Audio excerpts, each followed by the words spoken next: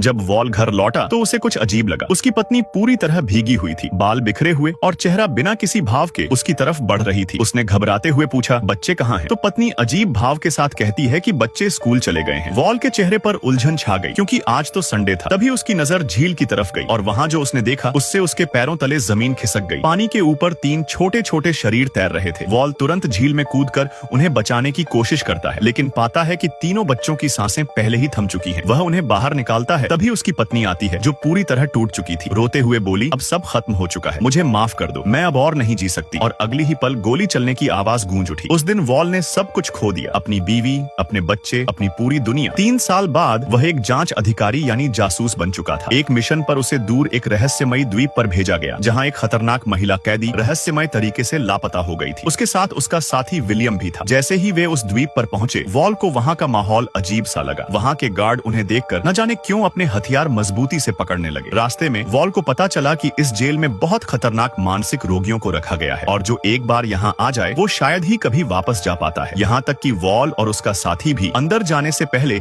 अपने हथियार जमा कराने पड़े। लेकिन वॉल ने गौर किया कि विलियम को बंदूक चलाने या संभालने का ज्यादा अनुभव नहीं है। इसके बाद जेल अधिकारी उन्हें जेल की व्यवस्था समझाता है। उसने बताया कि जेल के बाएं हिस्से में पुरुष कैदी रखे जाते हैं, दाएं हिस्से में महिलाएं और पीछे सी विंग में वे सबसे खतरनाक कैदी बंद हैं। जब वॉल जेल के अंदर गया तो उसे एहसास हुआ कि ये जगह जितनी सख्त है उतनी ही डरावनी भी है। एक औरत उसे अजीब इशारे कर रही थी और जब वॉल ने पलट कर देखा, वो औरत मुस्कान के साथ उसे देख रही थी। वॉल आखिरकार वार्डन के ऑफिस पहुंचा। वहाँ उसकी नजर दीवार पर लटकी कई भयानक पेंटिंग्स पर पड़ी। वार्डन बोला, ये सब असली सजाएं थी, कभी इनसे मानसिक रोगियों को ठीक किया जाता था। इनमें सबसे प्रभावी तरीका था अपराधी का सिर खोलकर उसमें बर्फ सा ठंडा समुद्री पानी डालना जब तक कि वह ठीक न हो जाए। हालांकि अब ये सभी दंड हटा दिए गए हैं। वार्डन ने समझाया कि वो अब ऐसे तरीकों का इस्तेमाल नहीं करते। फिर वार्डन ने उस महिला कैदी डेजी का फाइल निकाला जो भाग गई थी। उसने बताया कि डेजी को इसलिए लाया गया था क्योंकि उसने अपने ही घर के स्विमिंग पूल में अपने 3 बच्चों को डुबो दिया था। उसके पति की युद्ध में मृत्यु हो गई थी और उस सदमे से वो मानसिक रूप से टूट गई। उसे हमेशा लगता था कि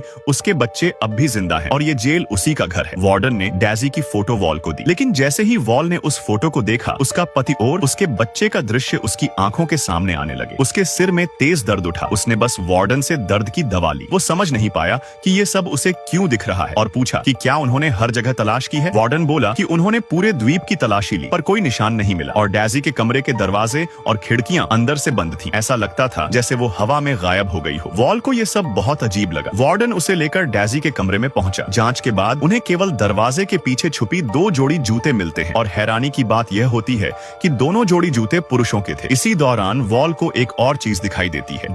वार्डन भी यह नहीं समझ पा रहा था कि उस वाक्य का क्या मतलब है। बस इतना तय था कि वह डेजी का ही लिखा हुआ था। जब कमरे में कोई और सुराग नहीं मिला तो सभी लोग उस रास्ते पर खोज करने लगे जहां से डेजी के भागने की सबसे ज्यादा संभावना थी। लेकिन अधीक्षक ने बताया कि पिछली रात सीढ़ियों पर लगातार पहरा था, फिर भी किसी ने नहीं देखा कि डेजी सुरक्षा को चकमा देकर कैसे भागी। इसके बाद वे लोग द्वीप पर सुराग ढूंढने गए। वहाँ सिर्फ मुख्य जेलर ही सहयोग कर रहा था, बाकी पुलिसकर्मी साफ तौर पर लापरवाही दिखा रहे थे। जेलर ने समझाया कि द्वीप से बाहर जाने का सिर्फ वही एक बंदरगाह है जिससे वे आए थे और जिस रात डेजी गायब हुई उस वक्त समुद्र बहुत उग्र था। ऐसे हालात में अगर कोई समुद्र में कूदे तो बचने की उम्मीद बहुत कम है। उसका मानना था कि डेजी अब जिंदा नहीं होगी। तभी वोल पास ही खड़ी एक इमारत पर ध्यान देता है। जेलर बताता है कि वह एक छोड़ा हुआ लाइट हाउस है और पहले ही उसकी जांच हो चुकी है। लेकिन वोल लाइट हाउस को ध्यान से देखता है जैसे कुछ सोच रहा हो। इसके बाद वह डेजी के इलाज से जुड़े मेडिकल स्टाफ की जांच शुरू करता है। पूछताछ में पता चलता है कि डेजी के मुख्य डॉक्टर ने आज सुबह लंबी छुट्टी के लिए आवेदन किया है। यह सुनकर विलियम हैरान रह जाता है। मरीज गायब है और डॉक्टर छुट्टी पर चला गया। वोल डॉक्टर का संपर्क नंबर मांगता है, लेकिन तूफान की वजह से द्वीप का संचार सिस्टम बंद था। फिर वोल जेल के सभी कर्मचारियों की फाइलें मांगता है, मगर वार्डन कह देता है कि वोल के पास इसकी अनुमति नहीं है। पूरे दिन की जांच के बाद भी कोई नतीजा नहीं निकलता। वोल खुद से सवाल करता है कि वह तो न्याय विभाग द्वारा भेजा गया है, फिर भी गार्ड से लेकर अधीक्षक तक कोई भी सहयोग क्यों नहीं कर रहा। रात को बिस्तर पर लेटा वोल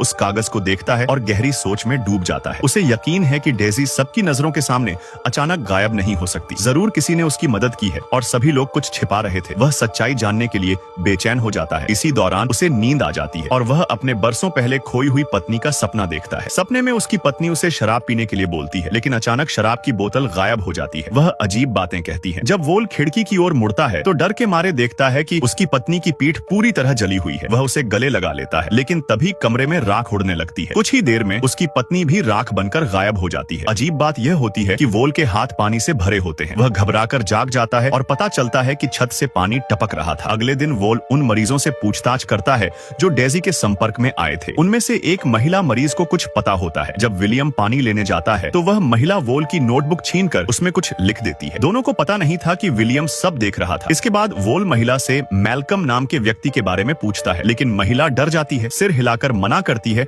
और कहती है कि उसने कभी ऐसा नाम नहीं सुना। फिर वह तुरंत वहां से चली जाती है। उसका यह साफ झूठ वोल को और उलझा देता है। जांच अब पूरी तरह फंसती नजर आती है। वोल और विलियम बाहर जाकर आगे की जांच पर बात करते हैं। वोल कहता है कि यहाँ हर इंसान पर शक लगता है, जैसे सबने पहले से तय कर रखा हो कि क्या कहना है।